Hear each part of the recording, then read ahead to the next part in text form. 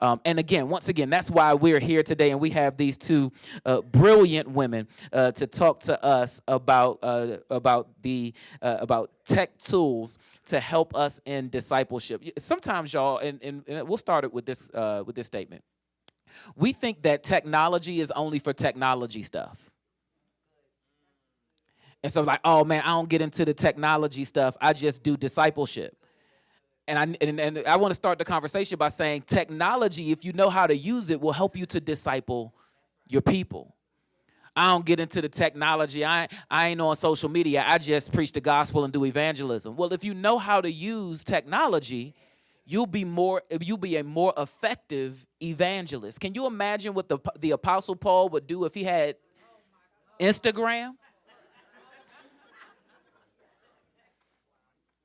And so I want us not to shy away from the idea of tech, and I want us to wrap our minds around this paradigm that technology can be woven in and through everything we do to make what we do more efficient and more effective. And that's why we have these brilliant women here. But Reverend Keisha Dixon is also lovingly known as Pastor KD, serves as the online campus pastor here at the First Baptist Church of Glenarden International under the visionary leadership of our pastor, Pastor John K. Jenkins Sr. In this groundbreaking role, she shepherds over 2,000 members across 41 states and 6 continents, utilizing innovative digital tools to connect, disciple, and minister to a global congregation.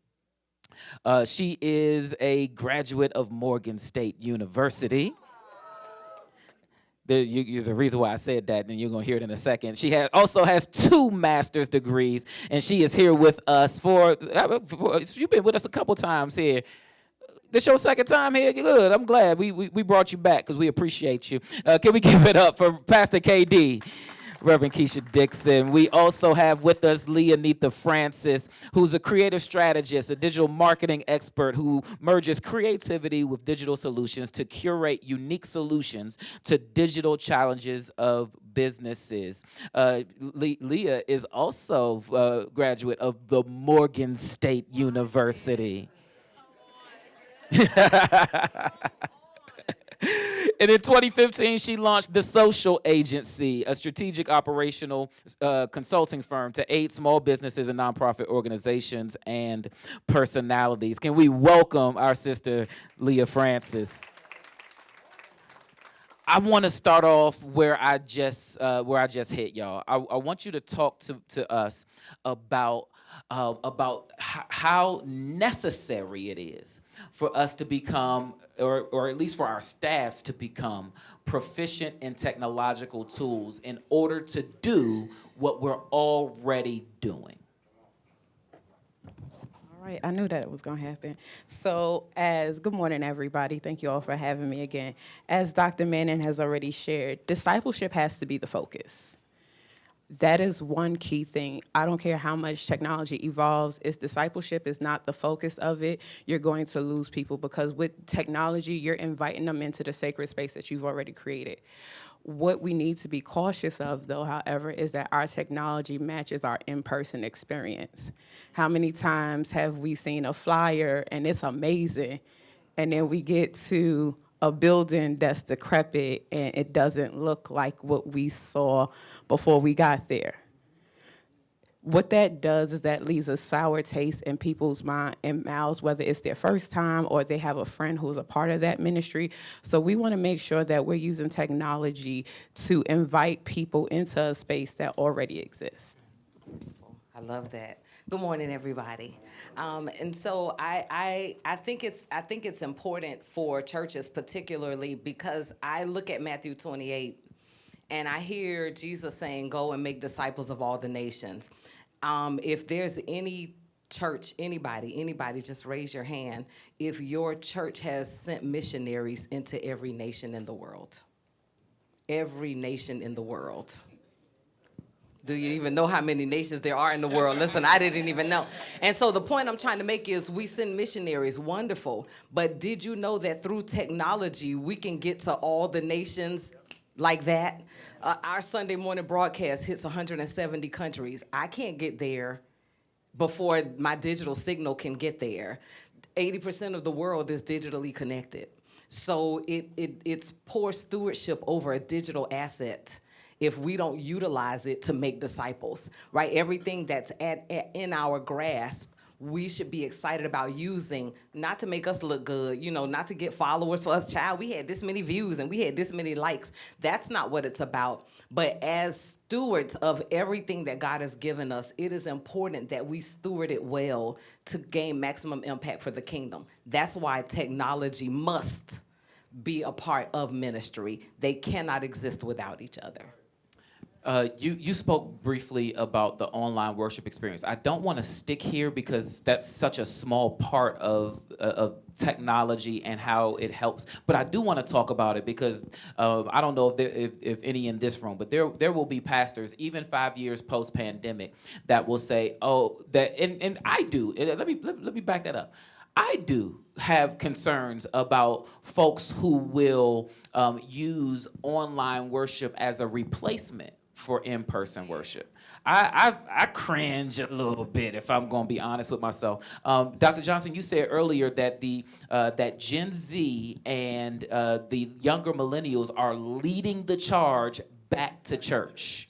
And that is not, I don't believe that to be an accident.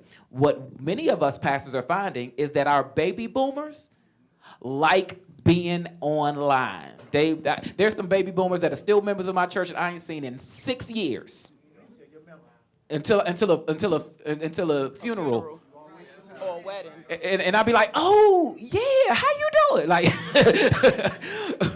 and I guess my problem isn't that they worship online, is that there are no further connections. That they didn't just disengage from Sunday worship, they disengaged from the life of the church. And so talk to me about that. You're an online pastor, so talk to me about that wrestle that you experience, engaging people whose preference is to be online. So I'm probably going to mess with some people when I say what I'm going to say. Say it. That's why you up here. But it's okay. So I think that is the problem. Our perspective is the problem. So what we cannot do is talk down at those individuals who've made a choice. Why are you putting it online if you don't want people to choose it? Right? Why are you doing that? But the challenge is, to your point, Dr. Manning, the challenge now is you putting it online, now what? And I think that's the piece that we struggle with. We don't have any problem putting our 2 or 3 hour services online. If your service is 3 hours, please don't stream for 3 hours, but that's another conversation. But we don't have any problem putting our service online, but if I'm putting a 2-hour service online on a Sunday, what am I doing with the other 166 hours in the week? So utilizing your Sunday moment as a wraparound for other offerings is how you mitigate that. That is my job. First Baptist Church of Glen Arden International. We responsible for the international, okay? But First Baptist Church of Glen Arden International has a pastor. His name is John Kenneth Jenkins Sr., and he's amazing. My job ain't to try to be him online. My job is to try to get people that are drawn to him connected in community, utilizing the online tools, and that is my job. I don't spend no time talking to people online. We got a pastor for that. I do 5-10 minutes on a Sunday, but the rest of my time I spend creating opportunities for those same individuals to find and connect with community. If you're going to choose to stay in your home, then I'm going to bring a virtual group on your device in the middle of the week. If you love your device, then be on it more.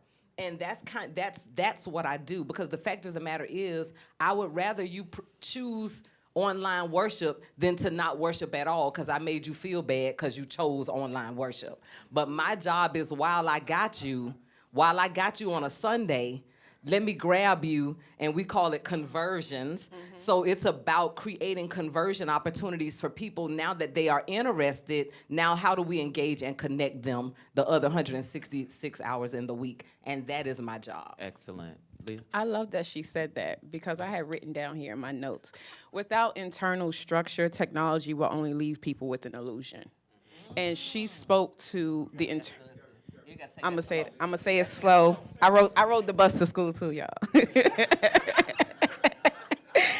Without internal structure, technology will only leave people with an illusion. That's good.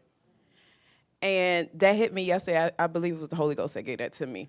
But we set up these structures online. We have a great social media reel recap our Sunday morning experience. But to my sister's point, Reverend Katie's point, how are we connecting them during the rest of the week? Do we know if they're going to log back in for our midweek and our Bible studies? Have we created online small groups for them? Do we even have designated members in the chat with them on Sundays to engage with them as they're in the chat, or are we just trusting that they're there? Because when we now that we are a social media church at large, we're looking at, we have our pastors, at least my pastor says it from the pulpit often, and to those of you online, to those through the lens of this camera, but if I don't have anybody sitting there manning that comment section, seeing the claps, seeing the checks that I've given, drop a check mark if you've given, if I don't have anyone saying thank you for your donation, people are not inclined to come back because it no longer feels like community, it just feels like something I'm watching. And then we're good at engaging them when it's time to give. Can we talk about it? Yes. I bet your giving link is on your social. I bet we know how to, we want to ask them for money. We want to ask you for money, but we don't want to give you community, and that's a problem. And it is poor stewardship. Because the other organizations that ask for money do provide community, such as Absolutely. Greek organizations and any other civic organizations. If they ask you for your money, they have somewhere for you to go Absolutely. and do with your money. Good.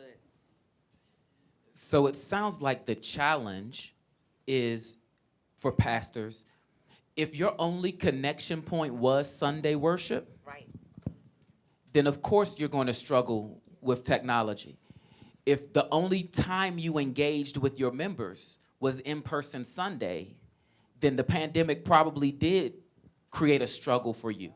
And on the other side of it, if you are able to engage people virtually the same way you engage them in person, if you are proficient in making the relationships and making the connections in person, then assigning someone, now you may not be able to hire a Pastor KD, but assigning someone who is proficient at engaging people is what you would do in person. The idea is that we make that connection and transition into virtual spaces as well. And I think you bring up a good point. You may not be able to hire Pastor KD. You may not, praise the Lord. However, I have 300 volunteers. My staff is all unpaid. And so what happens is I started to recruit volunteers out of the same chats that they were sitting in chatting. Oh, you chatted, you dropping a chat every 2 to 3 minutes. I need you on my team. And I reached out to those people. And so I have volunteers that are not even members of the church, but they want to serve because, that's a whole other thing, right? And I've never seen them. I got volunteers in countries. I ain't never seen these people. But can you be online at this time? We got a 6 a.m. Resurrection Sunday service, and my people here locally talking about that's too early because that's a 5 o'clock call time. But do you know at 5 o'clock here, it is noon in South Africa, and you know that my South African volunteers said, we'll do it. And this is how we get ministry happening 24/7. Because it might be 2 o'clock in the morning here, but at 2 o'clock in the morning here, it's 7 o'clock in the morning in Brazil. So I can call Maureen and say, hey girl, can you call this person back that want to join the church? So we have to start thinking outside the box. I don't beg the people in First Baptist to volunteer for the online campus. You in the building. And you probably already serving in the building. Why would I keep tapping them? But what better way to make people feel like a part of your organization by creating ways by which they can serve? Let the people serve. Amen. Amen. So let's shift from because online worship is a really a 10-year-old conversation. Hopefully, we're making strides as it pertains to online worship. But I do want to help our folks with some tech tools that will help them in other spaces of their churches. And so let's talk about this, and let's talk about digital giving platforms, which again is that's a 20-year-old conversation if we're honest about it. 25-year-old conversation. If we're honest, we started paying bills online in the early 2000s. And we got comfortable with our banks. Thank you to all of our banking partners. We got comfortable paying our bills online, but it took pastors a long time to be willing to make that adjustment once again until we were forced to by the pandemic. And I was here. I was the president of the Collective Empowerment Group, and I was watching some of us struggle because for years we said, no, we ain't doing that online giving. And because the people need to march into Zion and drop their gifts in the They bucket still want you to because touch it's your an phone, act of though. worship. And then when we weren't marching around because we wasn't even in the building, now we're trying to scramble to set up a Cash App account. Which, if you please, y'all stop Please using don't. Cash App for your giving. Please don't.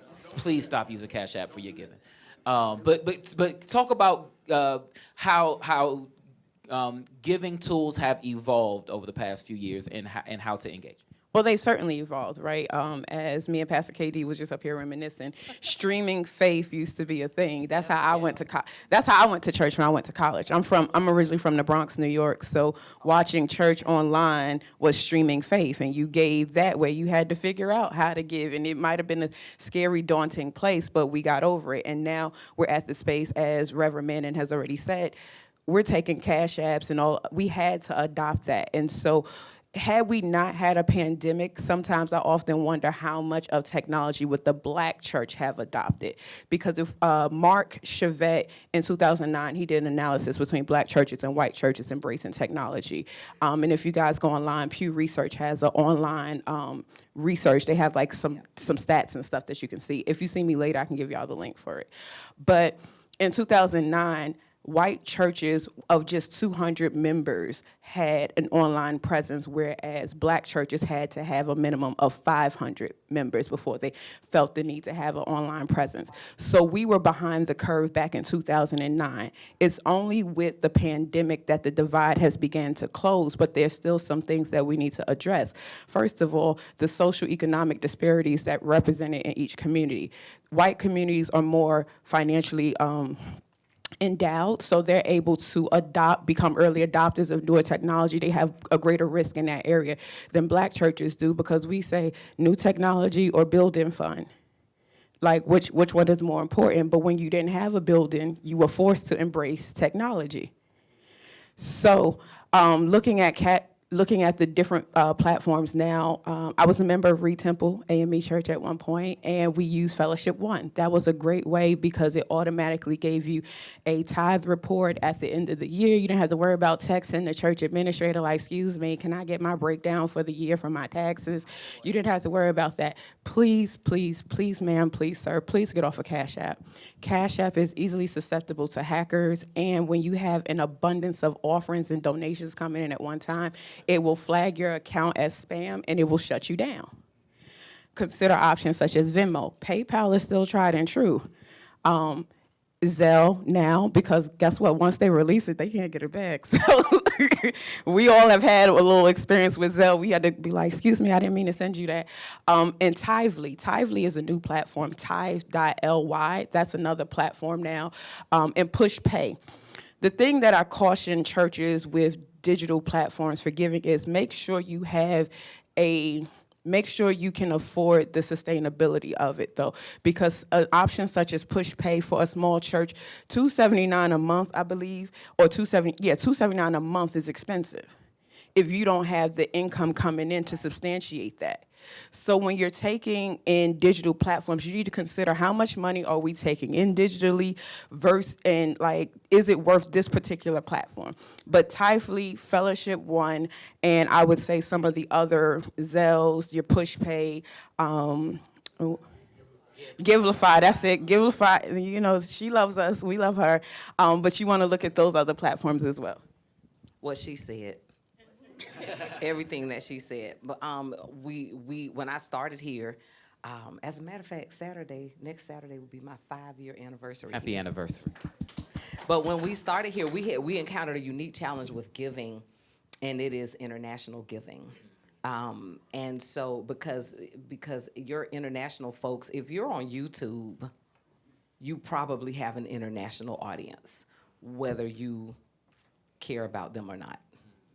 Because YouTube is a search engine.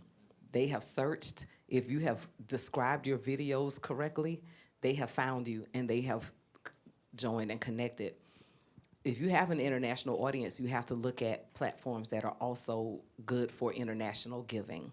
So also consider that when you're choosing a platform, that there are some options. Like you mentioned, PushPay, they have a pretty robust,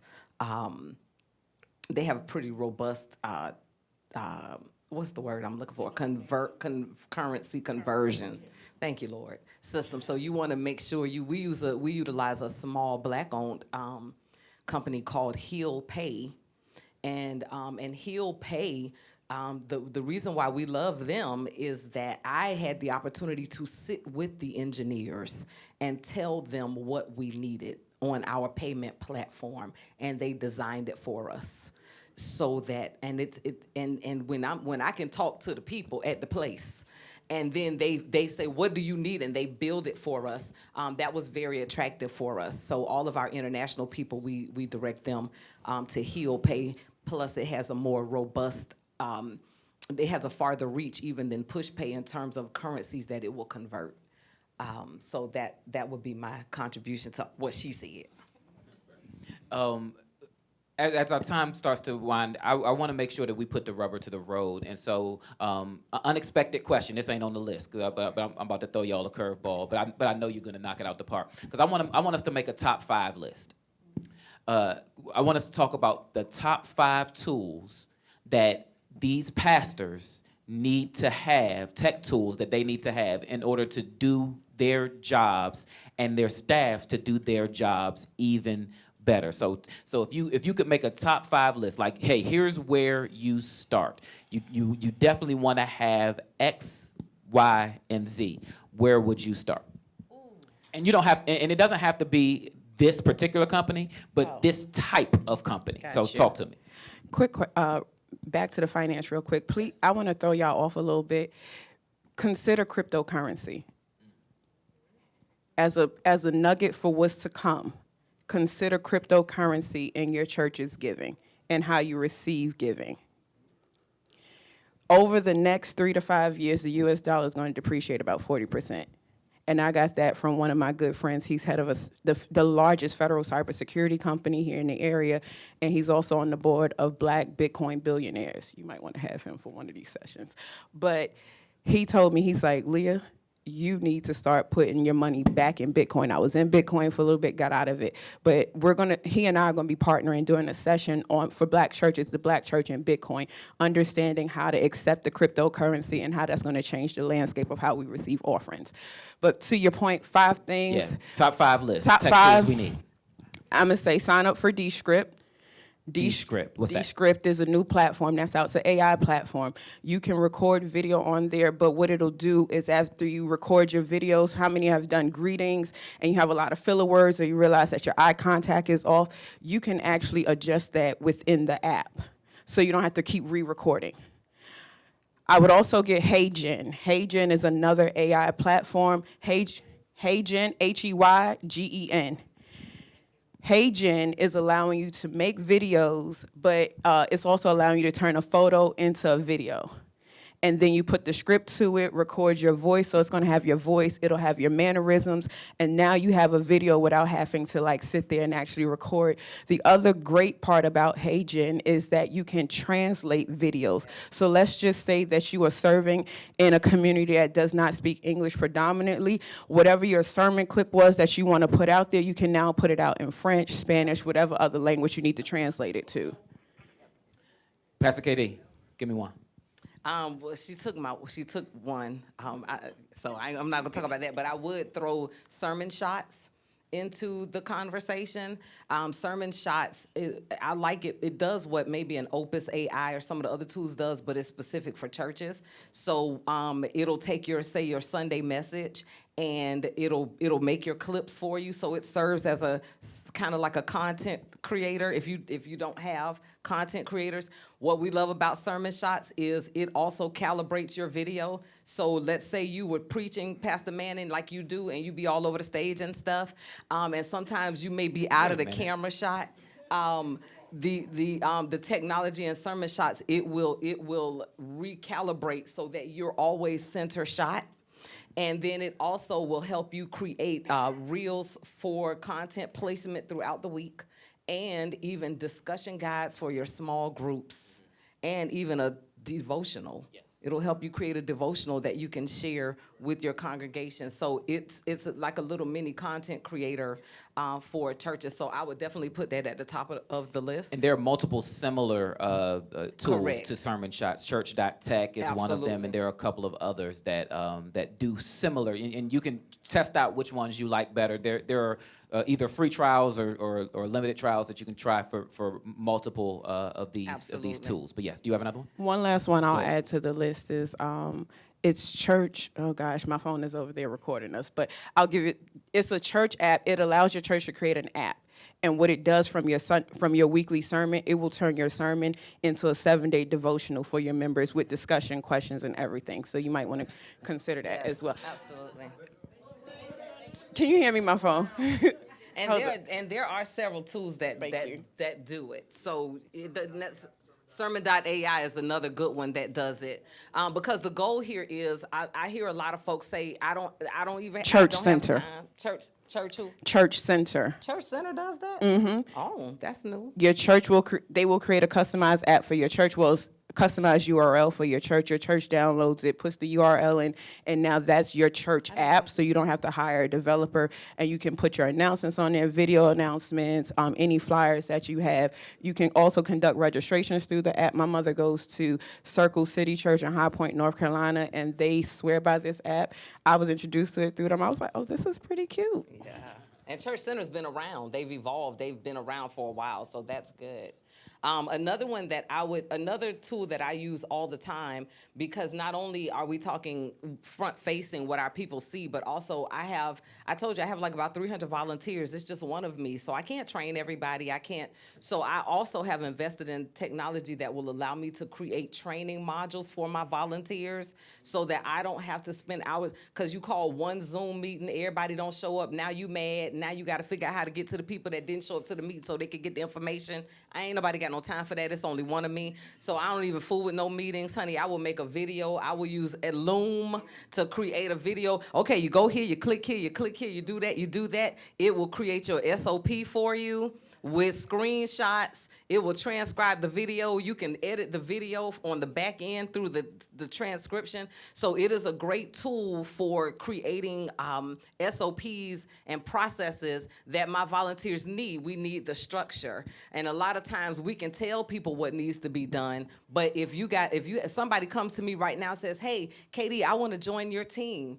I got a whole video sequence that, here, you could join today. I have a volunteer just joined my team this morning. Through my automated sequence, I didn't have to sit with her for 2 and 3 hours to give her the information or call her to a meeting. So Loom is the one that I use.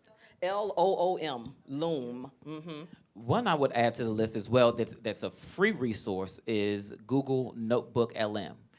I would encourage you to use Notebook LM. And so one of the things that we do on a weekly basis is we use Notebook LM to upload the YouTube link from our worship service, and it transcribes it. It finds out what you talked about, and it can create just about anything. It's an AI tool, and it will say, hey, create a YouTube caption that maximizes SEO. Absolutely. And it will do it for me, summarize my sermon, make it SEO optimized. SEO is search engine optimization. Earlier, Pastor KD said if you have the right blurb in your video, people are clicking on it all over the world. Well, not all of us are great at writing those blurbs. You wrote the sermon, but you don't know how to summarize it in an SEO optimized manner. Notebook LM will do that. Not only will it do that, but it will do multiple other things as well, including, as you said earlier with some of these other tools. It'll create the devotionals from your sermon for your small groups throughout the week. It'll create a glossary of terms that you used in your message in defining those terms. It'll create study questions that you can use in your discipleship. And this is why we're talking about tech tools for discipleship. The tools are available to help you decide. If you are one, hey, we want to do a small group, but we don't know what it's going to be about. You could do a small group about your sermon every week. And give your members an opportunity to not just listen to your sermon, but dialogue about your sermon and utilize these tools. And so it's Google Notebook LM. If you have a Google account, it's absolutely free to you, and you can use it and optimize that as well. And I think you just Yes. you've given us a good closeout for that part of the conversation, is something that will take what you are already doing and repurpose and expand it so that you can provide ministry to people throughout the week, not just on a Sunday. And guess what? That will make your organization hybrid, because even your in-person folks would appreciate a devotional that comes into their email every week. So now you're bridging the divide between your in-person and your virtual, because you're providing tools that everybody can benefit from. And that's really the name of the game. It's not about doing new things, y'all. It's about maximizing what you already do. You spend hours working on that sermon, and it was a hit to my ego when I became a pastor and figured out that sermon I spent 15, 20 hours working on, the people forgot by Tuesday. Sunday afternoon, by the time the game was on, right? But you can take that work that you did and repurpose it and reproduce it in other spaces and in other forms. And the technology, we're at a place now where the technology will do it for you. You don't have to ask one of your ministers to write a Bible study or to write a recap or to come up with study questions from your sermon. That's an ego hit too, to find out that your associate ministers wasn't listening to you preach either. And so I would love to, Pastor. I just wasn't paying that much attention. The AI pays good attention to you. And so, I'm going to open up. Yes, I'm going to open up for questions for our great panel. And so I'm going to be running around, starting with here with Pastor Jay. First of all, thank you for this. Y'all, this is making my little heart glad. Y'all speaking my language. Two quick things, and I want to add another thought just kind of to the overall idea that we're talking about here, that in 2025, 2026, in the year of our Lord, that everything we do should be hybrid. So in other words, from a strategic perspective, when everything that we create, everything we're thinking about doing as a church, we should consider an online or virtual audience while we're planning it, not as an afterthought. So if you do a Bible study, if you're doing a men's or women's or children or whatever it is, an event, then we have to think about the fact that there are people who will engage in that event and the subsequent content that are not in the room and whom never will be. That's one. The second thing from tech tools that I just wanted to add, I want to throw some operational stuff on the pile as well, because technology can help you run things as well. And you all have covered sort of the discipleship and the creative so well. Planning Center is a great tool that does so many things that we don't have time. One, it is an amazing church database that can handle all of your member information, all of your giving. It can also manage your communication to your membership. It can do your team scheduling. Planning it can handle Center your, sponsors Church Center. yeah, okay, so it's all kind of part of the same bag. But it does a number of things that can take some of that off the plate for you. And why we love Planning Center is, as far as I know, it's one of the few robust systems that is a la carte. So Right. you only pay for the Parts components that you use. use. And a lot of them are free. And the people component is It's free, free. which gives you your workflows and Yep. it gives you your membership management and things like that. Yep. And to that point, so something like church teams, Church Community Builder is a much larger and more robust, church membership, management system.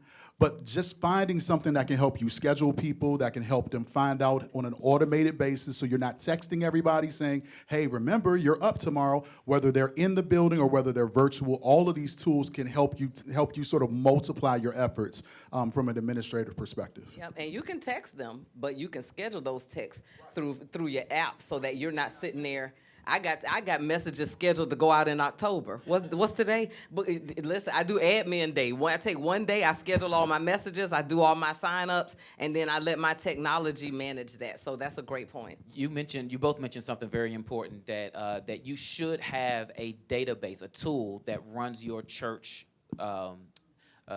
membership platform. And so if if your list of church members is still in an Excel spreadsheet, then I would highly encourage you to engage one of these tools, because the tool is going to do so much more than just tell you who all is a member of your church.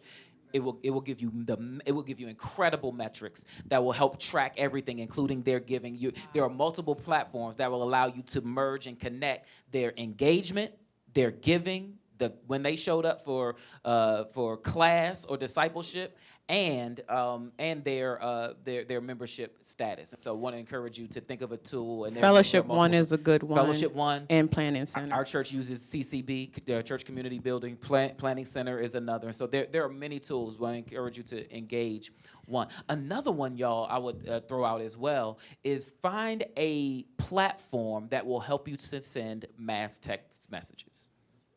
I But don't recommend abuse it. Twilio. Twilio. Twilio. I only Okay. recommend it because Twilio.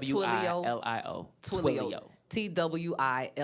I only recommend Twilio. I have to look at everything from an international perspective because they do have a WhatsApp integration, so I can send text messages domestically and internationally through one platform. So Twilio is my recommendation. Do y'all know the average open rate of an email? Less than 10%. It's about 8%. Do y'all know the average open rate of a text message? 65%. That's low, actually. But yeah. Oh, I'm sorry. That's Yeah. my metric. Your Sorry. metrics, yeah. No, but no, it's right. That must mean y'all ain't spamming us. Exactly. But most I've heard as high as 87%. Yep. 87% open rate. People open text, they may not read the whole thing, but they open the text messages. Your church email coming through your email platform is going to go to their spam. That was one of the points I had if we would have stuck to the script. Stuck with it. Look, But we don't stick to the script. At No, CCG we don't. We Chicago. don't. We have to get away. We have to understand how to marry technology with the proper demographics for it. So text messaging may work, but we just don't want to abuse that.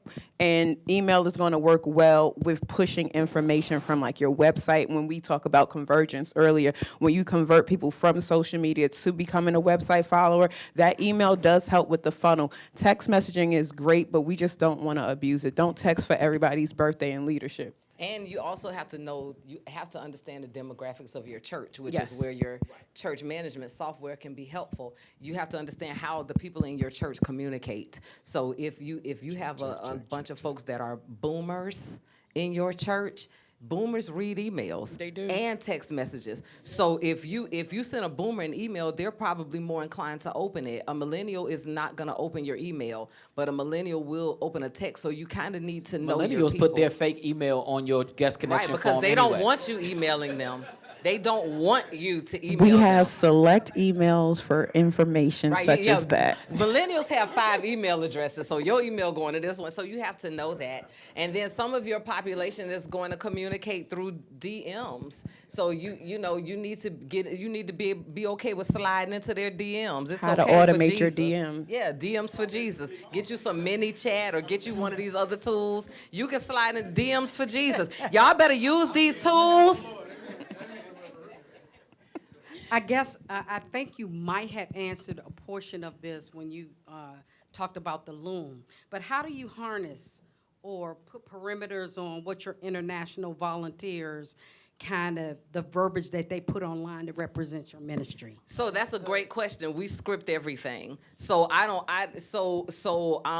mentor in ministry in preaching was Reverend Dr. Arthur T. Jones, and he said this: you better inspect what you expect or you'll turn up suspect. And so because I know what I expect, I put a lot of time into when it comes to where you put the majority of your time. I believe the gift that I have that God gave me is one of those fivefold ministry gifts to equip the saints for ministry. And I take equipping people for ministry very seriously. With that being said, my chat hosts that serve on platforms, I write a script for them. They don't come, you're not coming on my platform with all your initials and your BRBs and QTBs and 10 exclamation points and all these emojis, because we have a brand to protect. And so if I want to protect my brand, I'm going to tell you. So we literally have a chat script for our folks that covers the things that they need to put in that chat. And they are trained. If this is the role you're serving in, you don't go off script. And if you go off script, I have a team lead that's there for every service. Go off script if you want to, and you will also go off platform.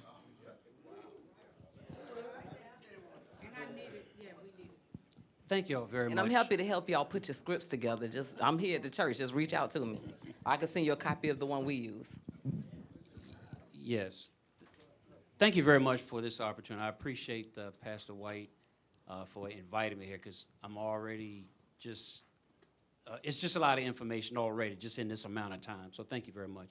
What I wrote down was, is there a tool, because I think from a technology perspective, because I'm an IT guy, so from an IT perspective, if I'm using all these AI tools, what tool, if you will, or how do you work with the integrity of AI? Because if I take pastor's message and I run it through this system, and I want it to display or give me everything that I need, slides, keeping me positioned, so forth and so on, what is in place that I make sure that what he said is what AI picked up? Because, you know, certain pastors, they have their own certain dialect, how they say certain things and how the system may pick you up. So I guess my question is there a tool that checks the integrity of such, or what do you do to make sure that, okay, pastor said this for 30 minutes or an hour, who goes into scrub what he says? This was is actually why correct? AI will never replace you. I'm with Yeah. you. You are the tool. Well, But now you're spending your time, and I would recommend, there are tools that do it, but to your point, you better be the tool, because at the end of the day, if you put it out there and it's a poor representation of your pastor, that pastor not gonna call AI. They not finna call sermon shots. They finna call, KD, why did you put this out there? So at some point, your time is better spent on the QC side than on the input side. You see, most of these tools, you can edit from the transcript. So when you see, which you cannot do on Facebook, but y'all like the Facebooking, which is stuff on Facebook with the captions, and the captions wrong, and you can't do nothing about it. But that's another story. That's the We Hate Facebook campaign that I'm on. But yeah, so you should be the tool. It stops with you, but imagine you do the upload, and then all you do is check the output. It's gonna save you hours and hours and hours of time. I'm going to lot of add money. to that. You have to, if you're using AI, make sure you're using the paid feature, right? Especially ChatGPT, there's a paid feature.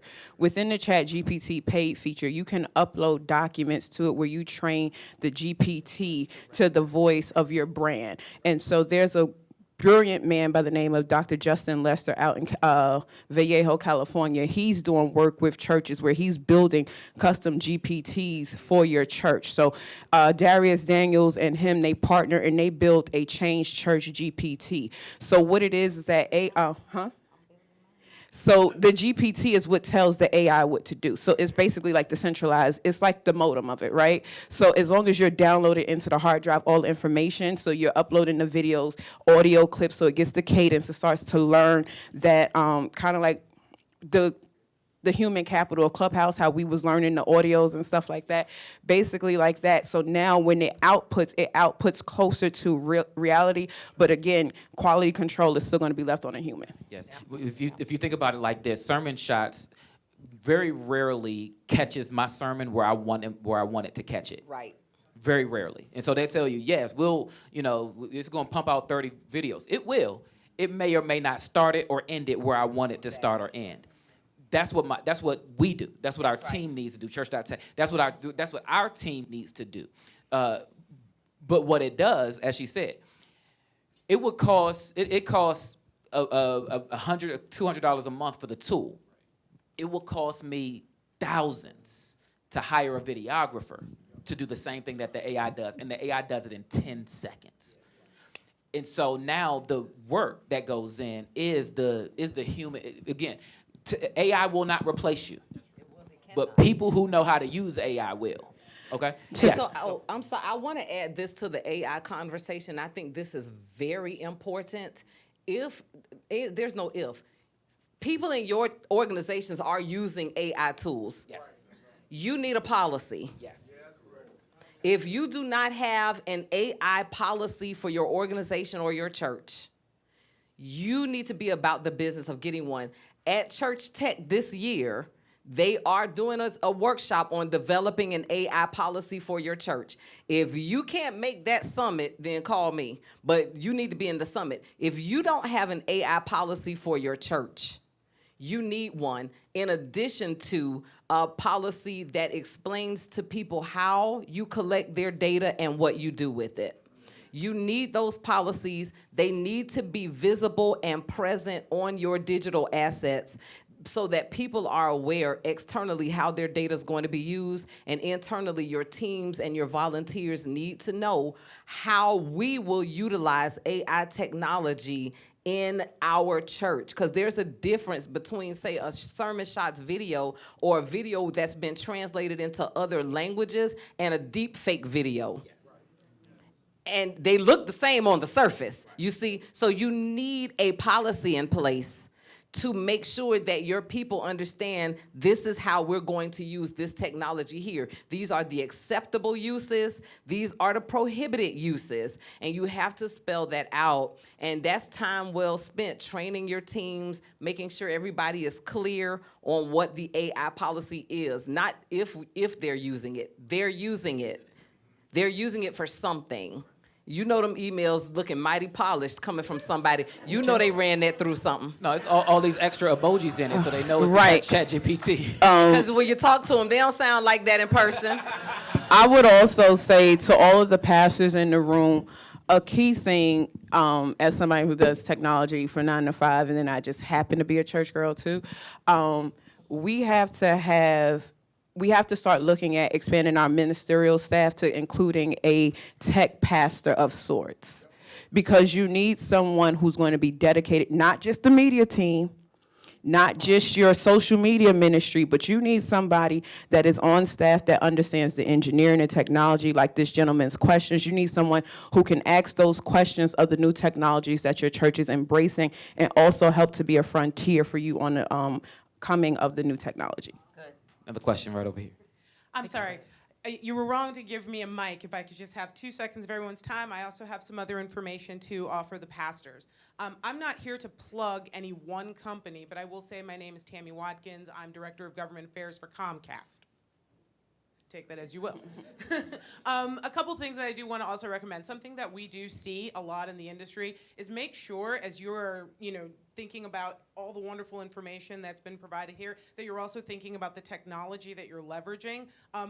I don't believe Jesus Christ was buffering, and neither should any of you. So if you are ministering online, make sure that you're not doing it from a residential line. Please consider that you're using a commercial line for those kinds of services. Also, a lot of things that we're talking about here is you're thinking about cybersecurity. Make sure whatever broadband company that you're using shares your goals and values and can meet your cybersecurity needs, like Comcast. And also, as you're thinking about pricing and affordability, we are proud to partner with Pastor Manning and the Collective Empowerment Group. We do offer a very robust 5-year price lock for customers with fiber access. So this is a way for your church to also be mindful about the funds that you're spending. So thank you all very much.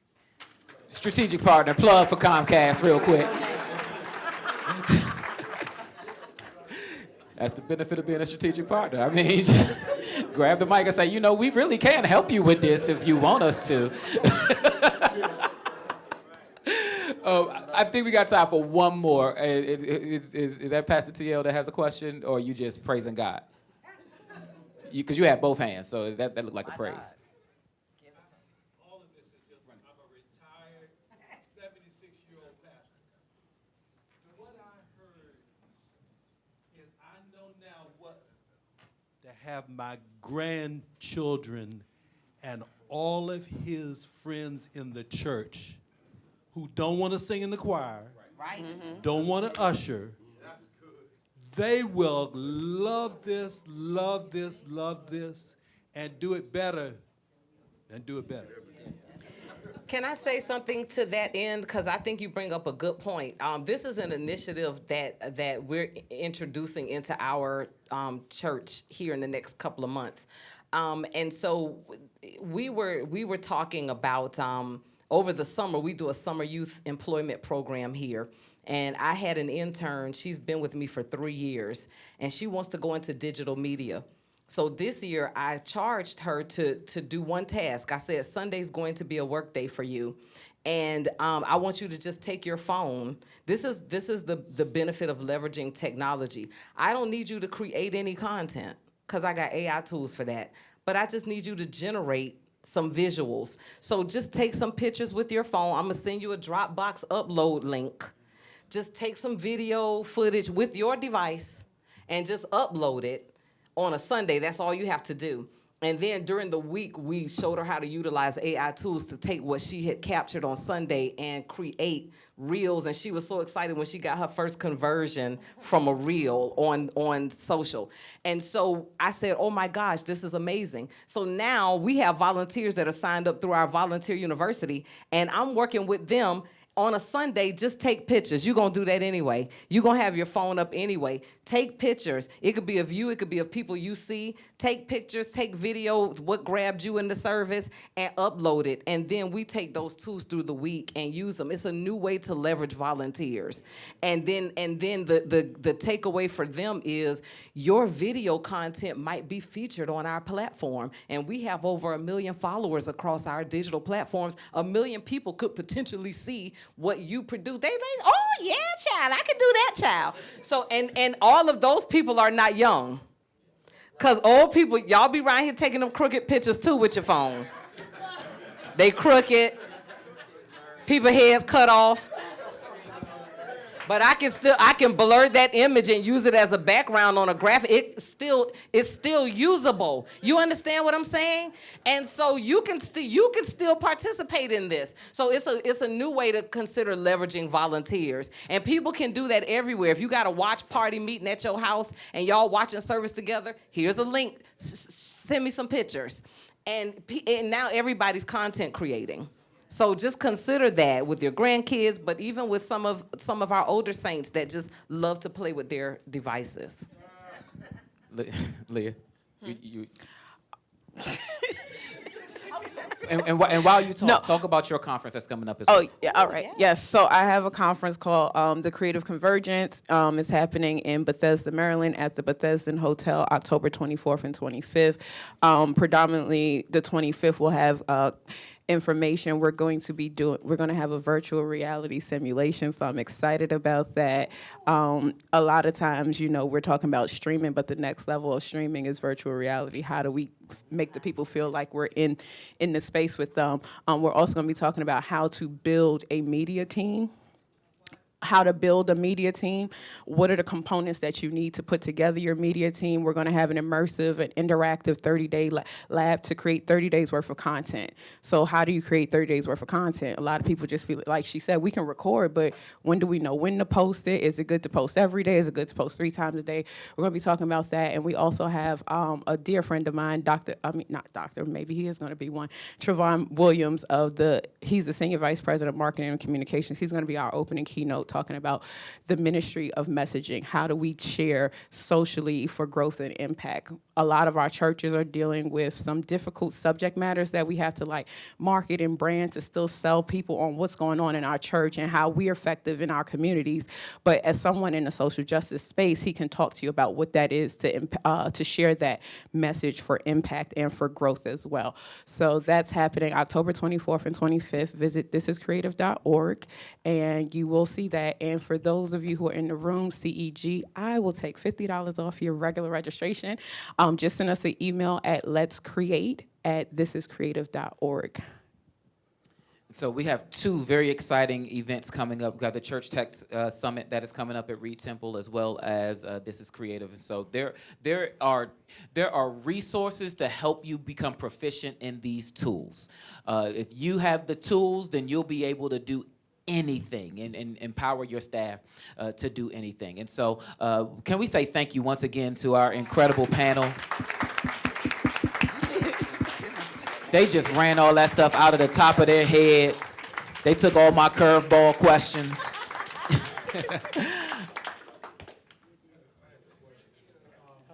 Quickly. Yes.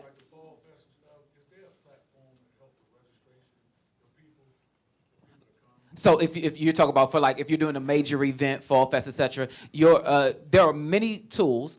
When we do major outreaches, we normally use our membership database. Because if your membership database is robust, it allows you to do registrations. We use our membership database goes straight to our children's registration, our outreach registration, our guest connection card. Everything is wrapped up in there. And so I would highly recommend whatever church membership database tool you use, or if you don't have one, to investigate the one that works best for you in the things that you're trying to do, like your Fall Fest. Do you have a church website? Is it on Wix or what platform? Okay, so if it's on Wix, I asked that specifically because Wix has a built-in CRM. Sorry, they have a built-in CRM, so you can actually market from within. You can send out the emails. You can conduct the registrations through that. She would just have to add on the Events app or the Events plugin. Oh, so when they come on site, so Wix allows you to download a separate app so that they can register in person like that, and now you can do that. Also, I went to a conference, a women's conference, actually at Kingdom Fellowship, and they had virtual check-in when we got there. So as long as you were registered on the Fellowship One form or whatever, as soon as you got there, you scanned the QR code just to let them know that you were there. So Fellowship One is another CRM you should consider. Wonderful. So what time? When is our next Power Breakfast, y'all? Yeah, you got it. October the 3rd. The very first Friday in October, come back because we're going to continue this conversation and we're going to dig deeper on the topic of AI tools that will help you in your business and in your church. And so we're very looking forward to next month. October the 3rd is our next Power Breakfast. Don't forget, tomorrow our Small Business Masterclass launches. And so it is not too late to register by 5 o'clock today. Please register by 5 o'clock today. So send a text message to somebody in your church, somebody in your business, one of your best good girlfriends who's getting their business off the ground. That masterclass is something that will absolutely they'll be learning from experts in the craft of building small business. So I want to encourage you to make sure that you and your members sign up for our small business masterclass. Am I forgetting anything? I'm going to ask our Vice President to come and close us out in prayer. Pastor Juan. Can we thank God for our panelists?